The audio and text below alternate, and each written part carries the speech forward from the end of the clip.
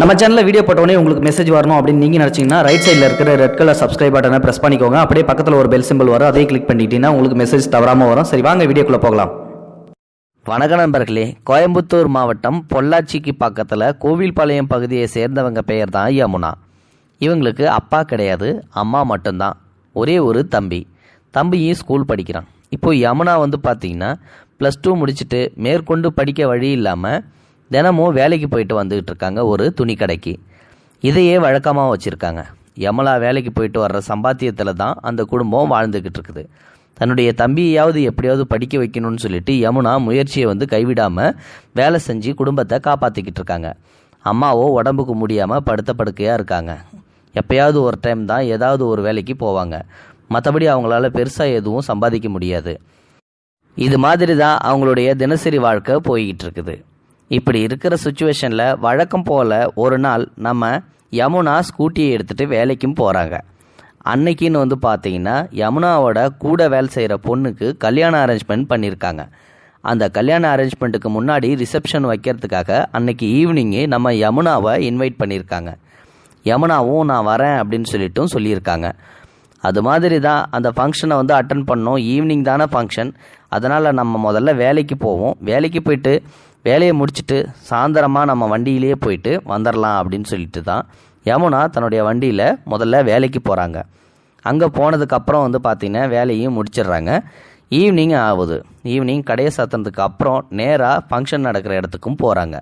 அங்கே போயிட்டு ஃபங்க்ஷன்லாம் அட்டன் பண்ணிவிட்டு ஒரு 9:30 மணி வாக்கில் பொள்ளாச்சியிலேருந்து கோவில்பாளையம் வந்துக்கிட்டு இருக்காங்க. கோவில்பாளையம் கிட்டத்தட்ட நெருங்கின உடனே நம்ம யமுனாவோட வண்டி திடுதிப்புன்னு காரணமே இல்லாமல் நின்று போயிடுது. யமுனாவும் எவ்வளவோ ட்ரை பண்ணியும் வண்டி ஸ்டார்ட் ஆகவே இல்லை. என்னடா பண்ணுறது, இந்த இடத்துல யாருடா இருக்கா அப்படின்னு சொல்லிட்டு திருன்னு முழிச்சிக்கிட்டு இருக்காங்க. ஊருக்கு கிட்டத்தட்ட வந்துட்டாலும் யாருமே இல்லையே. இந்த ஆள் நடமாட்டம் இல்லாத நேரத்தில் நம்ம வண்டியில் நேரத்தில் போயிடலாம் அப்படின்னு சொல்லிட்டு தானே வண்டியை நம்பி இருந்தோம். ஆனால் வண்டி இந்த நேரத்தில் நம்மளை கவுத்து விட்டுருச்சு. இந்த டைமில் யார் ஹெல்ப் பண்ண போகிறா அப்படின்னு சொல்லிட்டு பயந்துக்கிட்டே வந்துக்கிட்டு இருக்காங்க. ஏன்னா இப்போ இருக்கிற காலத்திலலாம் பாலியல் வன்கொடுமை நிறைய இடத்துல நடந்துக்கிட்டு தான் இருக்குது இன்றளவும். அது மாதிரி ஏதாவது அசம்பாவியங்கள் நடந்துருமோன்னு சொல்லிட்டு தான் யமுனாவுக்கு பயம். அப்போது அந்த நேரம் பார்த்து பார்த்தீங்கன்னா ஒரு முஸ்லீம் நபர் அந்த வழியாக நடந்து வந்துக்கிட்டு இருக்காரு. அவரை பார்த்த உடனே பார்த்தீங்கன்னா இந்த பொண்ணு கொஞ்சம் பயப்படுது, ஏதாவது செஞ்சிடுவாரோ அப்படின்னு சொல்லிட்டு. ஆனால் அந்த முஸ்லீம் நபர் அந்த பொண்ணு கிட்ட வந்த உடனே இந்த பொண்ணு இந்த நேரத்தில் என்ன பண்ணுதுன்னு சொல்லிட்டு புரியாமல் கிட்ட போயிட்டு, ஏம்மா உனக்கு எதுவும் பிரச்சனையான்னு சொல்லி கேட்குறாரு. அதுக்கு நம்ம யமுனா பயந்துக்கிட்டே, அதெல்லாம் ஒன்றும் இல்லைங்க, நீங்கள் போங்க அப்படின்னு சொல்லிடுறாங்க. அப்படி இருந்தும் அப்புறம் ஏம்மா வண்டியை தள்ளிட்டு இந்த நேரத்தில் போயிட்டுருக்க, நடுராத்திரியாக இருக்குது, ஏதாவது நடந்துட போகுது, நான் வேணா உன் கூட வரட்டுமா, இல்லை வண்டி ஏதாவது சரி பண்ணி தரட்டுமான்னு சொல்லி கேட்குறாரு. அதுக்கு இவர் ஏதாவது தப்பாக நடந்துக்கிட்டால் என்ன பண்ணுறதுன்னு சொல்லிட்டு யமுனாவும் அதெல்லாம் எதுவும் வேண்டாங்க, நீங்கள் உங்கள் வேலையை பார்த்துட்டு போங்கன்னு சொல்கிறாங்க. அதுக்கப்புறமா பார்த்தீங்கன்னா, ஏம்மா நீ எனக்கு தங்கச்சி மாதிரிம்மா, எனக்கும் உன் வயசில் எனக்கு ஒரு தங்கச்சி இருக்குது, என்னை பார்த்தா அப்படிலாம் தப்பாக நினைக்காதம்மா, அந்த மாதிரிலாம் நான் பண்ணுற கேரக்டர் கிடையாது, ஒரு நிமிஷம் நீ நான் சொல்கிறத கேளுமா அப்படின்னு சொல்லிட்டு இந்த பொண்ணுக்கிட்ட கெஞ்சுறாரு. என்னடா அது, இவர் நம்மக்கிட்ட கெஞ்சுறாரு அப்படின்னு சொல்லிட்டு இந்த பொண்ணுக்கு கொஞ்சம் மனசு இறங்கியிருக்குது. சரி வண்டியை சரி பண்ணி கொடுங்க அப்படின்னு சொல்லிட்டு வண்டியை முதல்ல கொடுக்குறாங்க. அவரும் எவ்வளோ முயற்சி பண்ணி பார்க்குறாரு, ஆனாலும் வண்டி ஸ்டார்ட் ஆகவே இல்லை. அதுக்கப்புறமா உங்கள் வீடு எங்கம்மா இருக்குன்னு சொல்லி கேட்குறாரு. இன்னும் கொஞ்சம் தூரம் போனால் வீடு வந்துடும் நான் அப்படின்னு சொல்லிட்டு சொல்கிறாங்க. அப்படியாம்மா, அப்படின்னா அவன் கூடவே நான் வரம்மா அப்படின்னு சொல்லிட்டு சொல்கிறாங்க.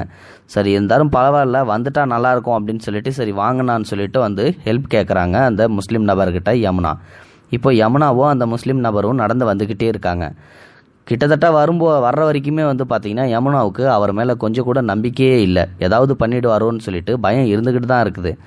வீட்டை நெருங்கின உடனே தான் யமுனாவுக்கு ஒரு தெளிவே பிறந்தது. ஏன்னா வீட்டுக்கு வெளியில் அவங்க அம்மா ஆல்ரெடி காத்துக்கிட்டு இருக்காங்க.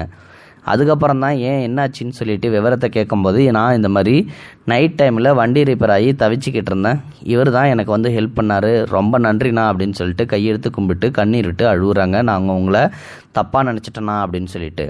இதில் என்னம்மா இருக்குது, பரவாயில்ல, இந்த உலகத்தில் இது நடக்காதுதா, நிறைய பேர் இந்த மாதிரி தான் தப்பாக எல்லாரையும் கணக்கு போட்டுக்கிட்டு இருக்காங்க. இதுவும் வழக்கமாக இந்த பாலியல் துன்புறுத்தல் நம்ம நாட்டில் அதிகமாகவே நடந்துக்கிட்டு தான் இருக்குது. நீ பயப்படுறதுல ஒன்றும் தப்பு இல்லை, ஆனால் எல்லாரையும் தப்பாக நினைக்கக்கூடாது, அதை மட்டும் பார்த்துக்குமா அப்படின்னு சொல்லிட்டு அந்த முஸ்லீம் நபர் அங்கேருந்து போயிடுறாரு. அதுக்கப்புறமா வந்து பார்த்திங்கன்னா அந்த முஸ்லீம் நபரை பற்றி நம்ம எல்லோருக்கும் தெரிவிக்கணும் இந்த விஷயத்தை அப்படின்னு சொல்லிட்டு மறுநாள் காலையில் யமுனா தன்னுடைய ஃபேஸ்புக் பக்கத்தில் இந்த மாதிரி ஒரு வித்தியாசமான மனிதரை சந்தித்தேன், உண்மையிலுமே அவர் கிரேட் தான், எனக்கு பாதுகாப்பாகவும் வந்தார், எந்த ஒரு எதிர்பார்ப்பும் இல்லாமல் எனக்கு பாதுகாப்பாக வந்து என் வீடு வரைக்கும் கொண்டாந்து விட்டுட்டு போனார், இந்த காலத்துலேயும் இந்த மாதிரிலாம் செய்கிறாங்க பரவாயில்லை அப்படின்னு சொல்லிட்டு அவரை பற்றின டீட்டெயில்ஸ் எல்லாத்தையுமே வந்து பார்த்தீங்கன்னா ஃபேஸ்புக்கில் பதிவிட்டாங்க. அந்த வீடியோ தற்பொழுது சமூக வலைத்தளங்களில் வைரல் ஆகிட்டு வந்துட்டு இருக்குது.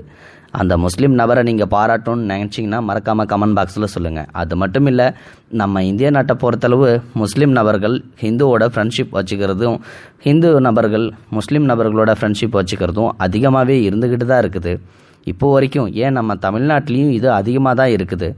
அது மாதிரி முஸ்லீம் நபர்கள் உண்மையிலுமே கிரேட் தான் அப்படின்ற விஷயத்த இந்த வீடியோ மூலமா தெரிவிச்சுக்க விரும்புகிறேன். அந்த முஸ்லீம் நபர், அதாவது அந்த பொண்ணை காப்பாற்றி விட்ட அந்த முஸ்லீம் நபருக்கு நீங்கள் வாழ்த்து தெரிவிக்கணும்னு நினச்சிங்கன்னா மறக்காமல் உங்களோட கருத்தை கமெண்ட் பாக்ஸில் சொல்லுங்கள். இந்த வீடியோ பிடிச்சிருந்தால் லைக் பண்ணுங்கள், உங்கள் ஃப்ரெண்ட்ஸுகளுக்கு ஷேர் பண்ணுங்கள், கூடவே சேனலையும் சப்ஸ்கிரைப் பண்ணுங்கள். தேங்க்யூ ஃபார் வாட்சிங்.